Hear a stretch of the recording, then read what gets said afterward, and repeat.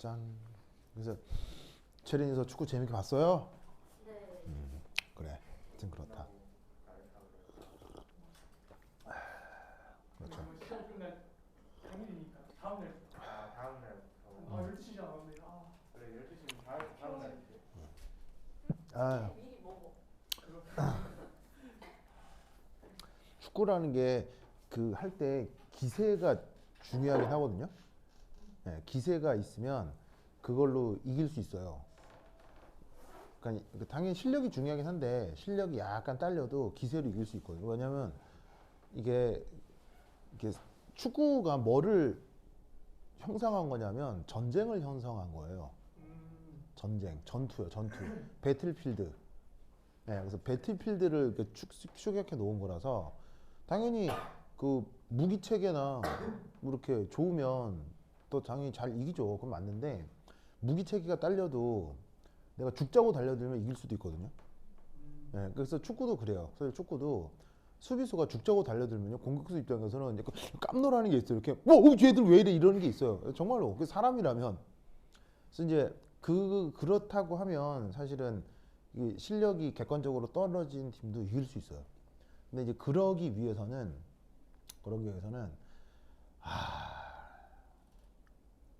어마어마한 훈련이 필요해요. 이게 어마어마한 훈련. 그러니까 이게 비슷한 일일까?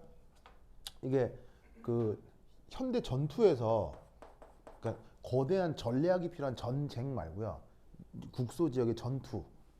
그 육상 전투라고 합시다. 육상 전투에서 육상 전투에서 최고의 무기가 뭐예요, 지금은? 네. 지금은 육상 전투의 최고의 무기. 탱크. 이것들은 다 죽어요. 핵. 바로 그러니까 핵미사일 이런 거 말고요. 뭐 핵이나 미사일 쏘다 이러면 이제 이거는 의미가 없어지는 거고, 이제 육상에서 눈으로 보고 맞다이로 싸울 때 최고의 무기 체계. 그게 바로 헬리콥터예요. 네, 헬리콥터요. 네, 그 헬리콥터는요, 여러분 그거 공중에 있는 녀석이랑 싸우기 위해서 만든 거예요? 지상에 있는 애랑 싸우려고 만든 거예요? 네, 헬기로는 공중에 있는 비행기를 할 수는 없어요. 헬리콥터는 이게 천천히 나는 대신에 지상의 목표물을 하는 거거든요. 그럼 헬기 딱 뜨면 다 죽어요, 그냥. 헬기 뜨면 밑에 뭐 보병이나 아니면 이제 뭐 탱크 같은 거 다 죽어요. 다 죽어. 예. 이 헬리콥터가의 역할이 이게 중세 시대 때 뭘까요? 이게 지금 헬리콥터의 어떤 공격력 있잖아요. 그거를 대신해 주는 게 중세 시대 때 뭘까요? 그게 말이에요. 그게 말이에요, 말. 그래서 말을 영어로 뭐라고 하게요? 캐벌리라고 해요, 캐벌리. 그래서 이게 뭐냐면 우리말로 기병. 기자가 말이잖아요. 말 탄 병사를 기병이라고 하는데 그걸 영어로 캐벌리라고 하거든요. 이 캐벌리가 영어로 뭐게요? 캐벌리의 또 다른 뜻이 뭐게요? 헬기 부대를 캐벌리라고 해요. 그래서 그 군용 헬기에는 말이 그려져 있어요.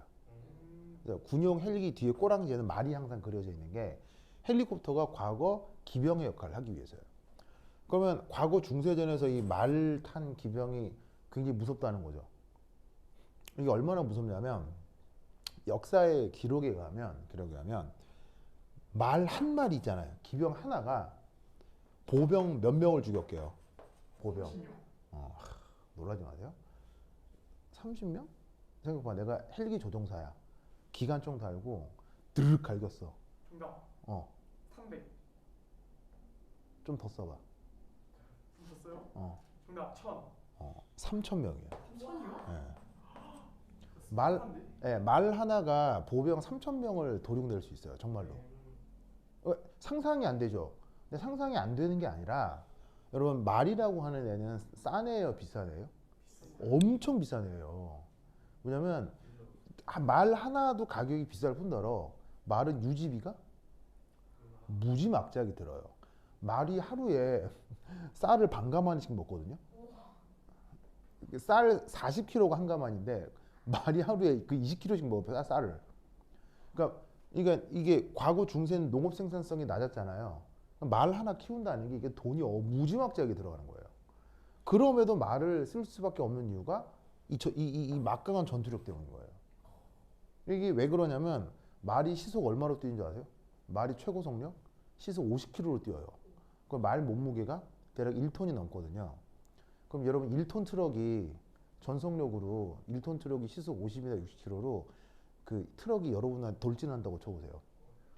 무섭겠어요, 안 무섭겠어요? 이건 무지막지한 공포예요. 그게 뭐냐면 말 탄 병사의 창이나 칼에 찔려 죽는 것도 죽는 건데, 말한테 스쳐도 죽는 거예요, 그냥. 말이라는 게 엄청 무서운 애들이에요. 그러니까는 이 중계시대 때 보병이 진짜 보병이 아무리 뛰어 도망가도 저 말 탄 병사한테는 상대가 안 되는 거죠. 그러니까 이게 뭐가 있냐면 왜 영화 같은 거 보면 막 칼 들고 팍 휘둘면 대가리 팍 날아가고 뭐 이런 거 있잖아요. 대가리 팍 날아가고 이런 거. 이 실제로 되게 안 돼요. 돼요. 안 돼요. 안 돼요. 왜 안 되냐면 이게 사람 목뼈라는 게 되게 두껍거든요. 그래서 사람의 힘으로 이렇게 딱 쳐서 목뼈가 댕강 날아가는 건 거의 불가능해요. 근데 말을 타고 가면서 치면은 목이 날아가요. 왜겠어요? 이게 이제 그 말의 가속도가 더, 말의 그 뭐냐면 운동량이 더 붙는 거예요. 그래서 말 타고 가면서 치면은 진짜 목이 날아가요. 그러니까 아무리 보병이 빨리 도망가도 기병한테 걸리면 이제 3,000명 죽는 건 일도 아니에요. 무슨 말인지 알겠어요? 그래서 기병만 100명 있다라는 거는 이건 어마무지한 병력이에요. 어마무지한 병력이에요. 그래서 이 중세전에서는 이 기병을 잡기 위한 어떤 전술을 키울 수밖에 없었는데 그 기병을 잡기 위해서 유일하게 성공했던 최초의 전투가 바로 아젠쿠르 전투예요. 거기서 이 기병을 최초로 잡았던 보병 부대가 어디게요? 이 기병을 최초로 잡았던 보병 부대. 바로 스위스 용병 부대. 스위스가 용병으로 유명한 건 알아요? 지금도 유명한 건 알아요? 네. 그래서 이 스위스 용병 부대가 어떻게 했냐면 보병들끼리 딱 이렇게 스크럼을 짜요. 스크럼 이렇게.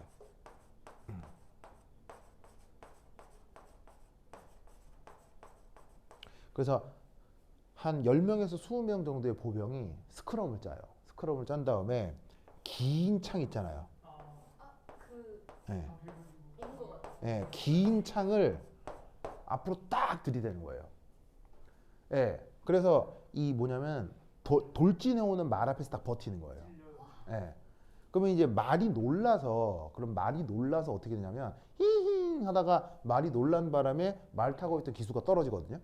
그럼 기수한테 존나 패서 죽이는 거예요. 이렇게. 그러면 이제 이게 되려면 뭐가 돼야 되냐면 아까 얘기했잖아요.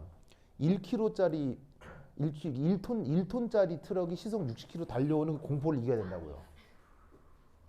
그러면 이 사람 중에서 만약에 여기서 어떻게 되냐면 만약에 여기서 무서울 수 있잖아요.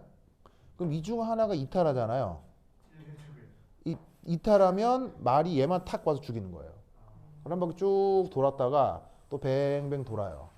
뱅뱅 돌다가 이압 위협하러 오거든요.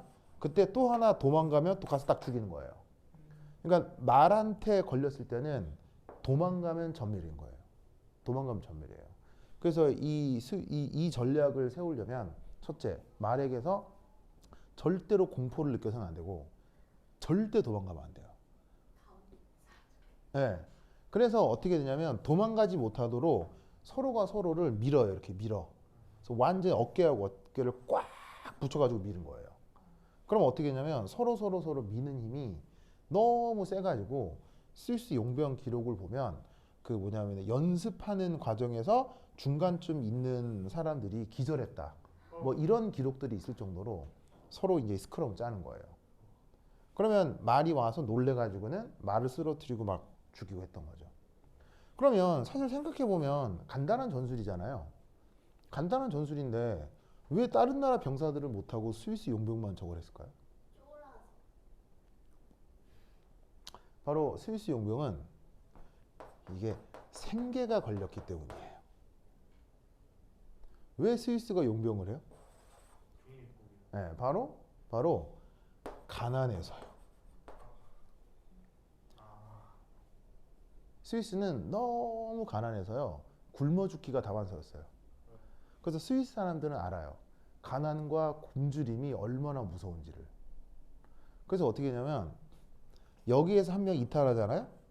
그럼 이 스위스 사람들은 어떤 생각을 하냐면 내가 이탈하면 내 가족이 굶어 죽는다. 그러니까 차라리 내가 여기서 죽는 게 낫다는 거예요. 내가 여기서 죽어야 내가 여기서 차라리 죽어야 내 고용주가 돈을 줄 거고 그 돈으로 내 가족들이 산다. 그러니까 내가 살아 돌아가 봐야 끔찍한 가난과 배고픔밖에 없다는 거예요.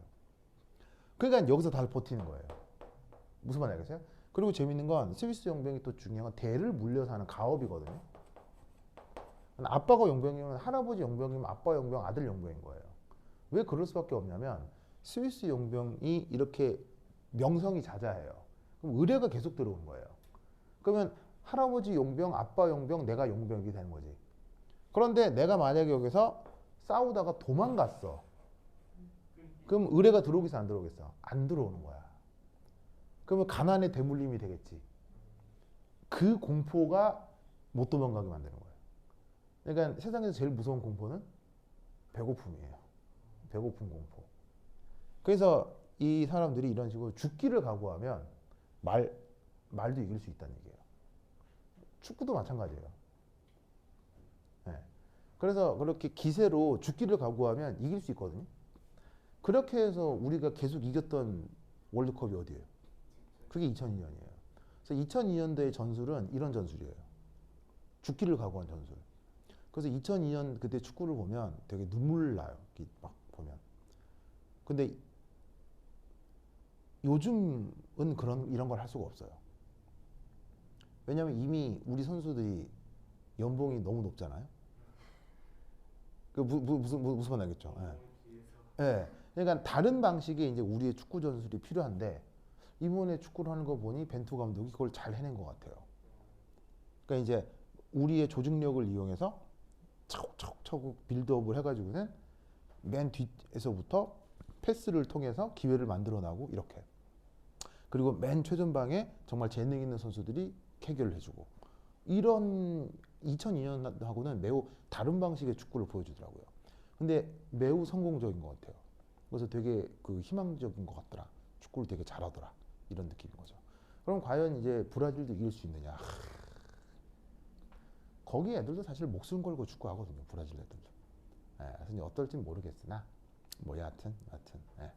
손흥민이 또 막 울고 하겠죠. 막 엉엉 울고 소리 지르고 막 하겠죠. 하여튼 그렇다. 네. 하여튼 봅시다. 자, 6위 저번 시간에 뭐 했었냐면 이중결합 만들기 했었죠. 네. 기억나요? 뭐에서부터? 산촉매에서부터. 자, 그러면 복습 한번 해볼까요? 자, 뭘 해볼까나?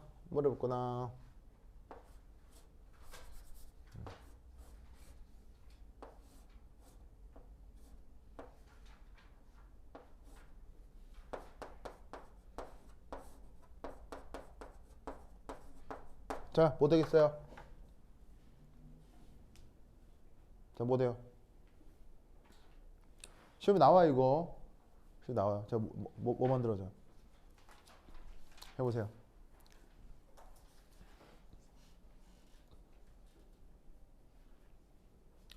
세리나 어떻게 되겠어요?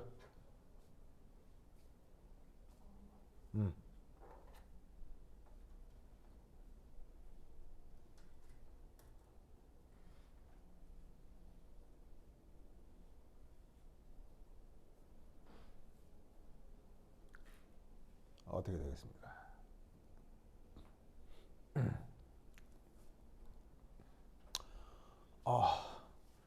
큰일 났네. 나 화장실 좀 갔다 올게요. 그 전에 생각해 놓고 있어야겠죠?